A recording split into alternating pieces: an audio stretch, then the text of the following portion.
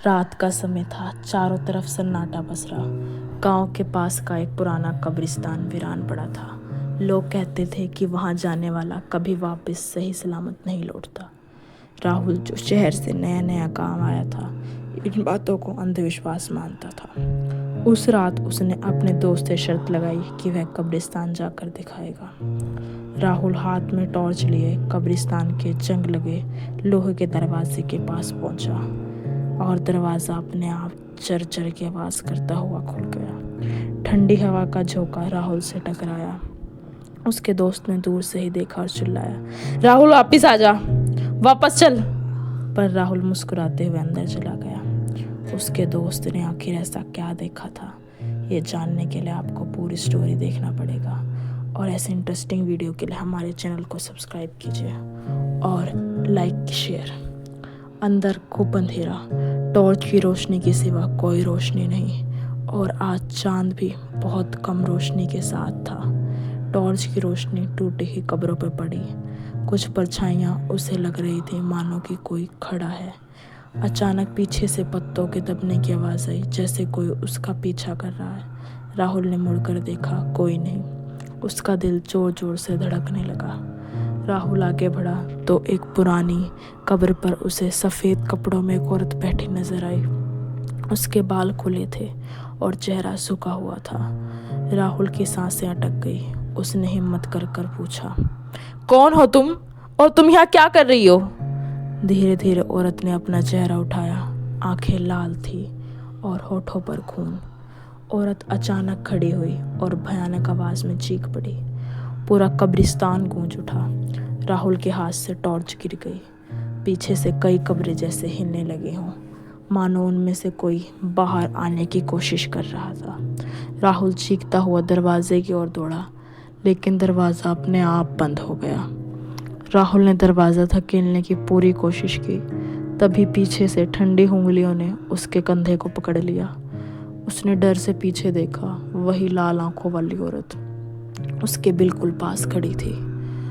राहुल की चीख पूरे गांव तक गूंज गई, लेकिन किसी को भी डर के मारे वहां आने की हिम्मत नहीं हुई। उसके बाद राहुल गांव में कभी दिखाई नहीं दिया, और गांव वालों का मानना था कि उस रात कब्रिस्तान के अंदर ही राहुल की आत्मा समा गई और उसकी चीखें वहीं दफन हो गई। आज भी रात के समय कब्रिस्तान में एक लड़का टॉर्च के साथ दिखाई देता है।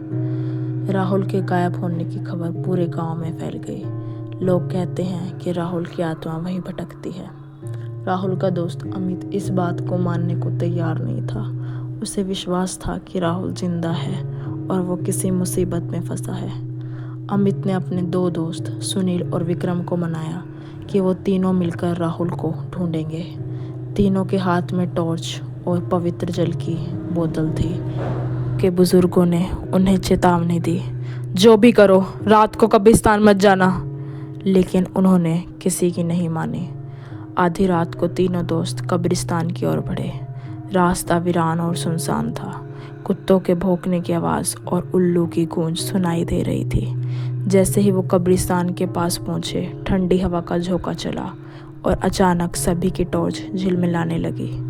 कब्रिस्तान का वही जंग लगा दरवाज़ा उनके सामने आया, लेकिन इस बार दरवाज़ा अपने आप नहीं खुला।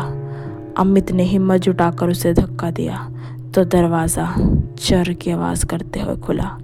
अंदर से अजीब बदबू और ठंडी हवा आ रही थी। जैसे ही वो अंदर गए, कब्रिस्तान के पेड़ पौधे अजीब तरीके से हिलने लगे।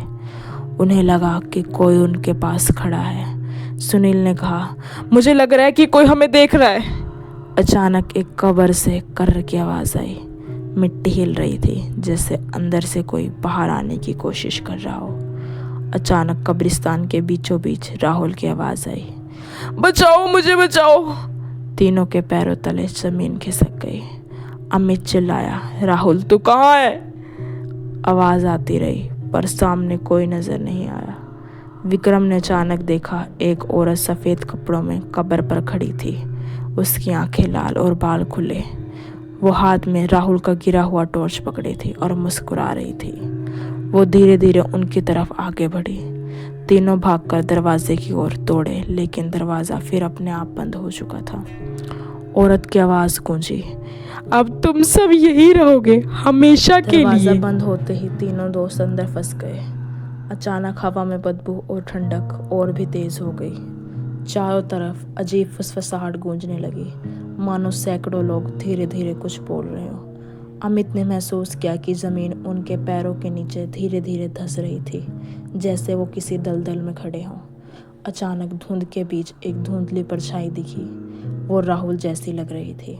उसने कांपती आवाज में कहा, यहाँ से निकल जाओ वरना तुम भी यहीं रह जाओगे।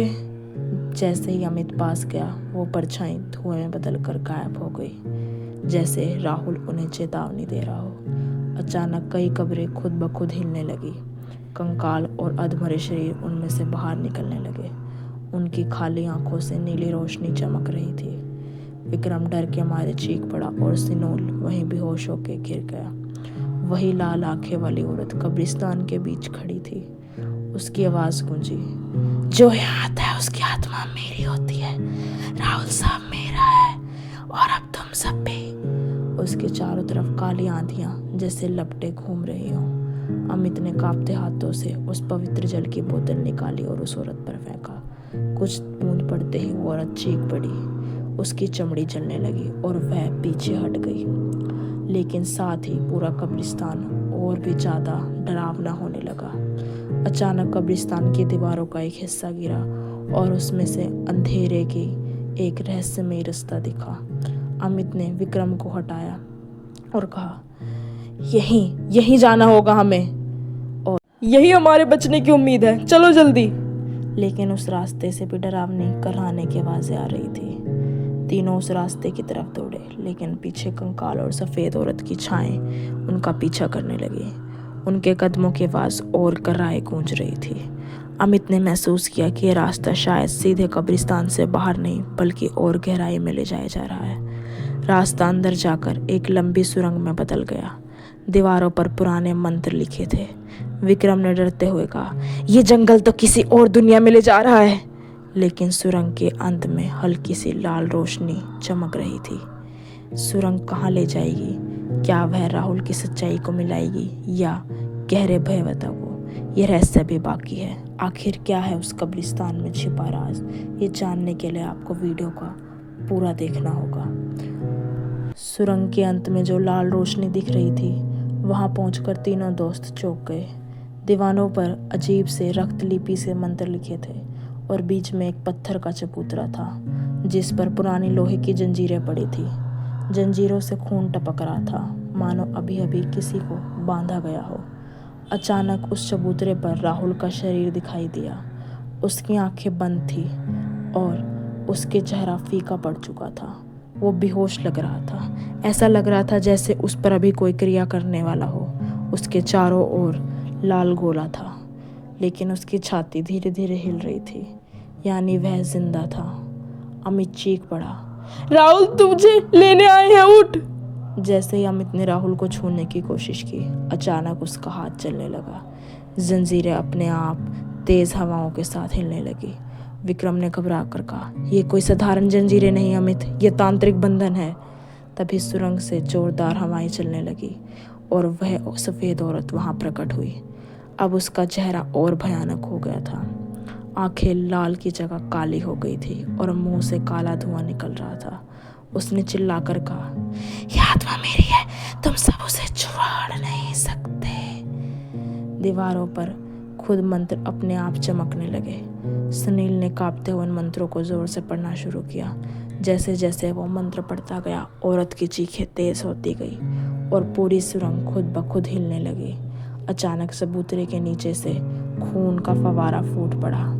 खून पूरे चबूतरे पर फैलने लगा। तीनों दोस्त राहुल को उठाकर दीवार की ओर भागे, लेकिन खून का भाव और तेज से बढ़ता रहा।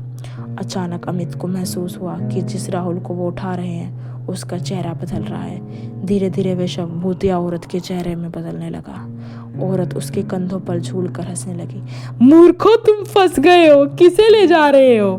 तभी सुरंग की गहराई से राहुल की असली आवाज आई, मैं यहाँ हूँ, मैं वो नहीं। तीनों ने मुड़कर देखा। दूर अंधेरे में जंजीरों से बंधा असली राहुल पड़ा था। मतलब जो उनके सामने था वो केवल भ्रम था। और जब वो पीछे राहुल को लेने मुड़े तब उनके साथ जो हुआ बात